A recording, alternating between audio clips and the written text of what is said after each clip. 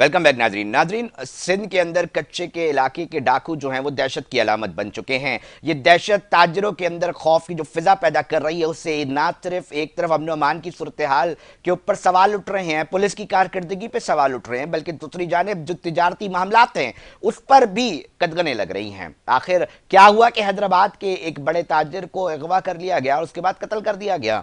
इसके पीछे क्या इंसाइट्स हैं, क्या मामलात हैं, इन्वेस्टिगेशन कहां तक पहुंची, हिला देने के लिए काफ़ी हैं कुछ हकाइक, वो आज आपके सामने रख रहे हैं। सीनियर सहाफ़ी हैं, तज़कियाकार अता साहब टेलीफोन लाइन पे ज्वाइन कर चुके हैं। सर, सबसे पहले बता दिएगा हैदराबाद में ये किस तरह हो गया, कैसे डाकू करते रहे, घुमाते रहे, तावान भी करोड़ों रुपए तलब करते रहे और आखिर में मार दिया गया। अब क्या हुआ और कब तक ऐसा चलता रहेगा? ता साहब जी जी, बहुत शुक्रिया अली रजा साहब। ये वो सूरत हाल है जो सबके सामने आई है, जिसमें 11 तारीख को अक्टूबर के महीने में एक ताजिर को अगवा किया गया था हैदराबाद के पोस्ट इलाके से, और फिर उसको कच्चे ले गए थे, जहां पर पुलिस ने नासिर हिकमत अमली से एक रेड किया था और वहां पर फायरिंग के तबादले में ये बताया गया था कि वो ताजिर जहां बहाक हुआ है।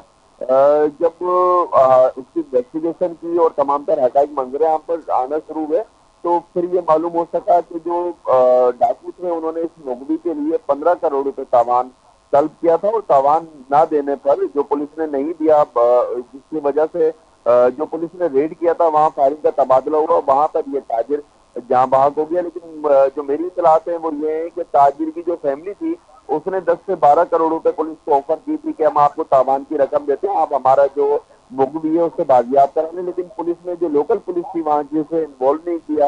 हैदराबाद पुलिस ने चैंपियन गिरी की और वहां पर पहुंची और इस मुकाबले में नुकसान हुआ। पुलिस की जानिब से ये दावा किया गया है कि एक अगवाकार गिरफ्तार किया है, लेकिन अब तक उसकी शनाख्त नहीं बताई गई है कि वो अगवाकार कौन से ग्रुप से ताल्लुक रखता है, उसने क्यों अगवा किया, किन वजूहात की बिना पर अगवा किया, ये अभी तक नहीं आई है। लेकिन अब अलबत्ता ये बात क्लियर हो सकी है कि 15 करोड़ रुपए ताजिर से तावान मांगा गया था। ता साहब, इतना बड़ा ऑपरेशन हो रहा है, चौकियां बन रही थी, हम ये देख रहे हैं, पुलिस अफसरान, सूबाई वजीर सब जा रहे हैं, फिर ये मामला, और फिर कितना हॉरिबल हो रहा है कि मतलब एक ताजर, एक अहम वो काम करने वाला, उसको बीच पक्के के इलाके से ले जाना। जब तक तमाम तर स्टेक होल्डर्स एक पेज पर नहीं आएंगे, ये ऑपरेशन किसी सूरत कामयाब नहीं हो सकता। माजी में बल्कि कई अरसे से हम देखते आ रहे हैं कि कच्चे के नाम पर करोड़ों रुपए जारी किए जाते हैं, अरबों रुपए जारी किए जाते हैं, जदीद मशीनरी दी जाती है, अफसरान की पोस्टिंग की जाती है, लेकिन अमनो अमान की सूरत हाल बेहतर होती नजर नहीं आती। ये वो इंडस्ट्री है जहाँ पर जो ताकतवर वडेरे हैं वो वहां पर काबिज हैं। वो जो ताजिर हैं उनको अगवा करते हैं, जो शहरी हैं उनको अगवा करते हैं, और करोड़ों रुपए सामान की ये इंडस्ट्री है जिसे जो खत्म करना कोई भी नहीं चाहता। मैं खास तौर पर आपसे बात करूंगा घोटकी की, शिकारपुर की, कश्मोर की। ये वो इलाके हैं जहां पर कच्चे के नाम पर नुमाइशी ऑपरेशन किए जाते हैं, 100 चौकियां बनाई जाती हैं, बख्तरबंद पे करोड़ों रुपए का पेट्रोल और डीजल खर्च किया जाता है, लेकिन उसके बावजूद भी जो अमनो अमान की सूरत हाल है वो कहीं बेहतर सर, होती आप नजर मुझे नहीं बता रहे हैं आती। कि ऐसी नुमाइशी अभी एसएसपी और डीआईजी का एक तनाजा सामने आया, उन्होंने तो अपना ही बंदा बैक में पुलिस के अफसर जो है वो बंद कर दिया था, फिर किस तरह, वो तो कोशिश की जा रही है, ऐसा महसूस होता है।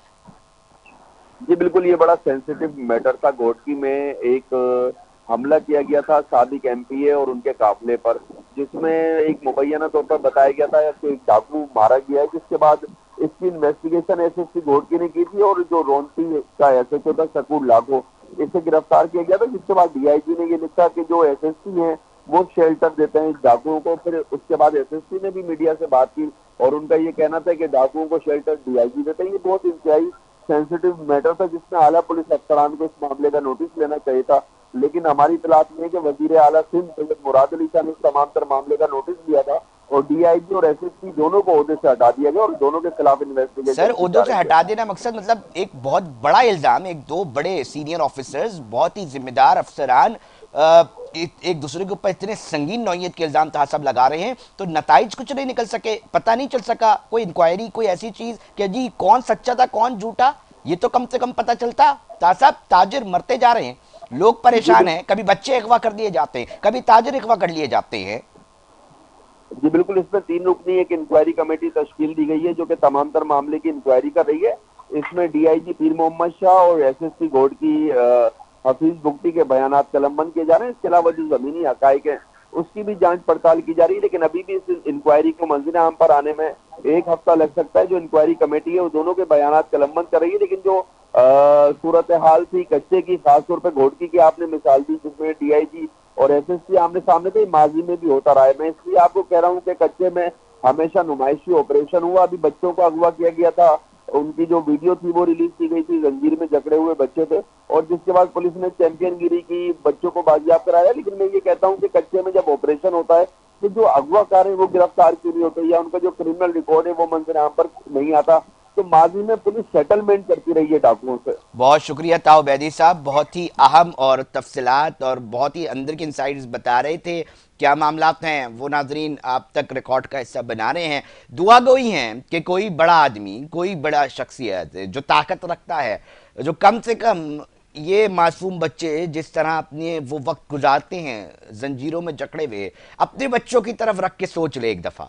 یہی لوگ جو مارے جا رہے ہیں، جو تاجر برادری ہے جن سے وعدہ کیا ہوا ہے سرکار نے کہ ان کو تحفظ دینا ہے، ان کی زندگی، ان کے کاروبار کو تحفظ دینا ہے، وہ اپنے لیے تھوڑا سا سوچ لیں کہ شاید ہمارا بھائی، ہمارا کوئی رشتہ دار ایسا اس صورتحال سے گزرے تو کیا صورت بنے گی۔ جو طاقتور لوگ ہیں ان تمام سے اس پروگرام کے ذریعے یہی درخواست کی جا رہی ہے کہ خدا کے لیے سندھ اور سندھ میں رہنے والے لوگوں پر تھوڑا سا رحم فرمائیں۔ یہ جو چیزیں سامنے آ رہی ہیں وہ بہت ہی ہاربل ہے۔ ناظرین، پروگرام کا وقت اختتام کی طرف پہنچ چکا ہے۔